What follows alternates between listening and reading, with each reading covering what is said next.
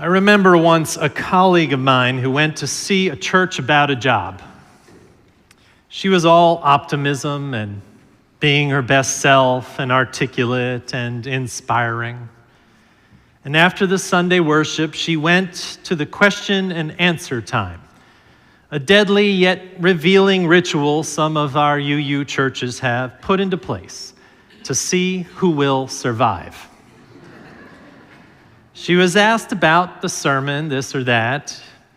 She was asked if coffee was communion and whether she thought people should be forced to wear name tags.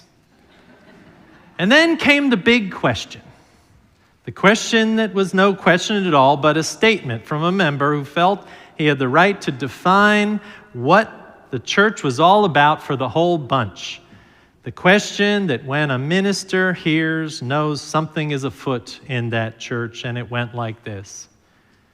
Are you going to keep using that word God, he said, and then added an aside, because we don't do that here. It wasn't really a question, it was a statement, and I'll never forget what my colleague answered. She stood very still, a non-anxious presence, a minister of dignity and worth, and replied with her own question. What other words can't we say here? She said. She didn't take the job. And I was thinking about the words we can't say in church. I wondered what words we would put on that list. I don't put the word God on that list because I know that you can interpret that large word in ways that are meaningful to you. Now, I figure there's some curse words we wouldn't say here, but I'm not so sure we have a list or need a list. And I expect also that some of you think about them when you hear them said from the pulpit. Sin, salvation, maybe redemption. And I remembered one of you one time long ago said to me that he said, I don't like redemption, and I don't think I need it. And I took that to mean we need to talk about it more. And I finally got around to it. So I went these last 2 weeks listening and watching and looking for the words we can't say in church. I was in another church a couple weeks ago, and I watched him intently, his sideways glance, his eyes down, his forlorn look, even serene but accepting, even painful but painless, even a sense that all would be well. Maybe a little hubris, maybe a little pride in accomplishing something by accomplishing nothing at all in a way. Maybe even a little happiness that it was all over. But I started to wonder, maybe this guy was nothing really, maybe a failure, maybe just a guy who got caught up in something he didn't expect. Maybe he was an unwilling participant. Maybe he even never wanted that job in the first place. Maybe he just was unlucky. Who was I looking at? No? How about this guy up on the wall? I spent the week before last at a Catholic retreat center with 25 Unitarian Universalist ministers and leaders in Los Angeles. All our worship took place in that chapel. There were more Jesuses and crucifixes that you could shake a stick at. And this one loomed over us as they do through all our worship together. Now, I grew up Unitarian Universalist. We had no iconography at all, so this doesn't raise any issues for me, yet I know for some of you it might, but remember, spiritual maturity means that you don't just see this and react, you ponder, you ask questions, you wonder what it really means. And I got to wondering all these questions about Jesus up there and his serene execution. Literally, I almost stood up in the middle of one of our Unitarian Universalist worships and said, is anyone going to acknowledge this poor guy? And I kept thinking maybe he was just a skinny rebel who the Romans killed like so many others. And how is it that billions of people think that Jesus is their Redeemer? That word that was on the walls of that place and in the garden, on signs and on the building, retreat center bulletin bars, Redeemer, it said. Sitting there, I kept thinking of that word and thinking, how is it that people think he somehow redeemed the world? And the kinds of questions they ask us when we do that kind of inquiry came to me. The kinds of questions that asked me, and that's worship, as I sat there listening to my colleagues, looking over their shoulders at this man on the cross. And the kinds of questions they asked were these. How can you be a person that is true to yourself without performing for each other all the time? They asked the kinds of questions that help us imagine what real change in life is, in transitions when we experience life changes like a trapeze artist letting go of one bar for the next and feeling like the only thing that is real is the space between us. The worship leaders asked questions like my friend in this picture asked when she read the poet Naira Wahid, who said, "The things you should be asked often in every type of relationship. How is your heart? Is your breath happy here? Do you feel free? How is your heart? Is your breath happy here? Do you feel free?" And I sat under that sad scene of Jesus' end, and I listened to one colleague after another ask these beautiful Unitarian Universalist questions. And one colleague who had dealt with so much death in her life, so much changes in her life in the last year since we had seen her before, she named this year chaos. She said to us in one of her worship services that she led that week, she said, "My favorite question in all the chaos is the one my therapist keeps asking me, which is, what if it goes great? What if it goes great?" And I started to wonder, what if it was as if God was asking me these questions? If these questions were redemption questions. And then I was staring up at Jesus and wondering why people think he has all the answers to life questions. And then I started thinking maybe he didn't redeem anything. Maybe he was just a poor rebel with an idealistic heart and just didn't make it in the world. And I'm having these thoughts in a Catholic retreat chapel, and I thought, surely this blasphemy was going to be responded to with a lightning bolt that would hit me on the way out the chapel door, or at the very least, a snowstorm that would hit LA sometime in the near future.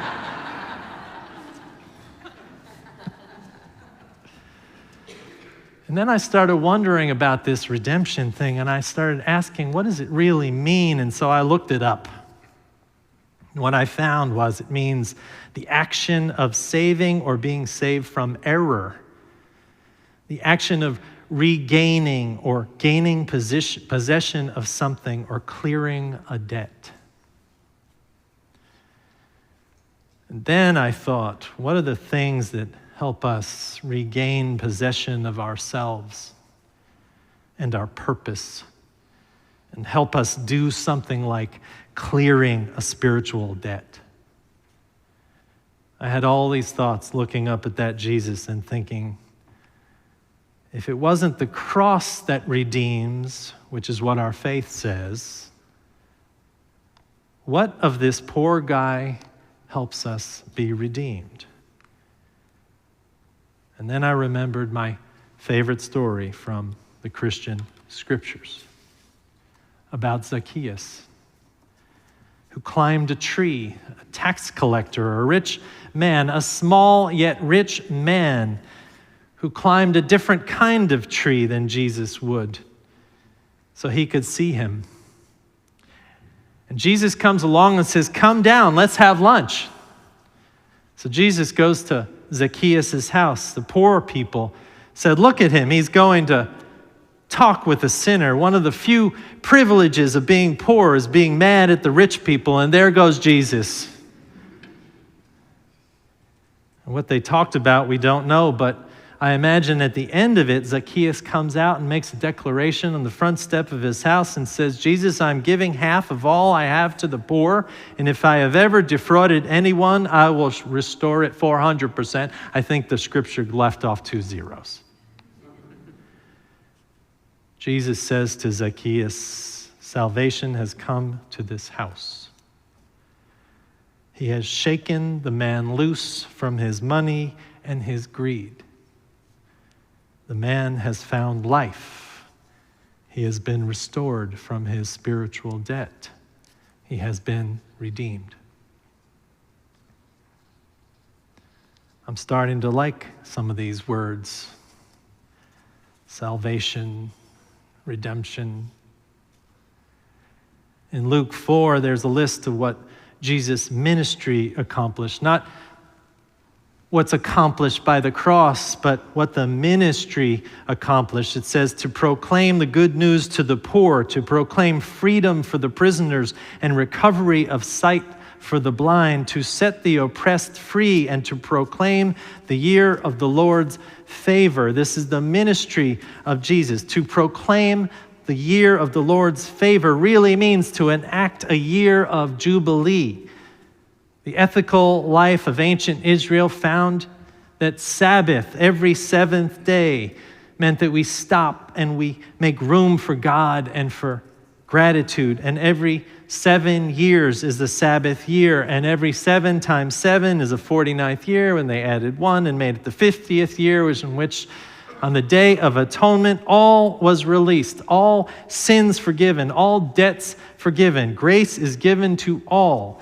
Things that are ours are regained, spiritual debts cleared. Imagine that year of the Jubilee. Imagine all the things you did in your first 49 years. And if you aren't there yet, you can project forward. All the bad things, all the wrong words you used that caused harm, all the yelling and stomping off or cheating yourself, all the pain you may have afflicted on others.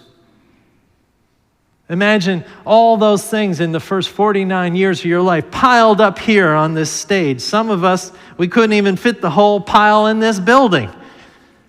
Imagine whether we knew it or not, we're dragging those things around. Now, if you're sitting there imagining that you just have a small Ziploc bag of these things, you're either a saint or holier than thou, and both of which means that we have to talk. But I think you have a pile like I do because you're here. You aren't out cheating someone right now. You're not sitting on a bar stool drowned in your drink. You are here. So imagine that pile of wrongs. And I know some of you are tempted to say, well, what about the wrongs that were done to me? And I'm not talking about those. I'm talking about your wrongs, the ones that are piled up here on this stage, taking up a lot of room. And I'm saying, imagine that we get to the 50th year, that Jubilee year, and all of it is erased. Because I forgive you, and he forgives you, and your children forgive you, and the guy you affronted down at the parking garage last week forgives you because it is Jubilee. That means that we are redeemed, our spiritual debts erased. Not by someone else's actions, but by a collective consent that every once in a while we admit we need a little redemption, a little regaining or gaining possession of what it means to be human, a little clearing of our spiritual debts, a little hope that we can be reminded to forgive and love and have happy breath. And ask ourselves, What if it goes great? And in all this redemption, we don't necessarily need Jesus up there on that cross. That's not our faith. What we need are the stories of the ministry of Jesus that remind us how to be genuine and generous people. And so I was thinking all this sitting in that chapel, thinking that Jesus is not my God or Redeemer. But what the story of Jesus got right is that in life we will all be tested, and sometimes it is through difficulties and setbacks that we are brought to the end of ourselves and forced to trust things that are bigger than us. And if we live even 5% more with the idea of Jubilee happening, not every once 50 years, but every once in a while between us and among us, if we take that on as a vision, a hope, there is a reminder that a little redemption is possible. So redemption is the word for today. And Zacchaeus got it. And my colleagues got it in that chapel, preaching loving questions under that cross, and you get it with a little work on your part, and I get it when I'm at my best, loving self. And know that I didn't need Jesus up there on the wall to give it to me. Lent is here, my friends. This is a deliberate time in which we ask good spiritual questions of ourselves. We challenge ourselves to stretch our vocabulary. We invite each of us to be deliberate in our reflection. We inquire what words really bother us, and then not running from them, but going towards them, we open our hearts. Some of our questions this Lent come from the trunk of the Christian tree, and I don't mind, because they often ask us in their own way if we are going through life performing or being genuine, if the changes in our lives are more important than the things we cling to, if we are as generous as we can be with each other. They are redemptive questions like, how is your heart? Is your breath happy here? Do you feel free? Redemptive questions we can ask ourselves and each other like, what if it goes great? So let us ask these questions this week and next, as we gather the spirit of love that holds us, and it gathers us, makes us feel what life is like. Let us feel the spirit of love move in our hearts this week, and know our lives are prayers. Our lives are reflection. Our lives are how we act on our hopes. Our lives can be filled with Jubilee if we let it, and if we believe it. And we believe that redemption is real, not just something that happened on a cross to one man 2,000 years ago, but in all that we do, then you are redeemed. You are loved. And you are whole. And that's what I thought by the sea 2 weeks ago in a Catholic retreat center in Los Angeles with a whole bunch of Unitarians. And I say to that, Amen.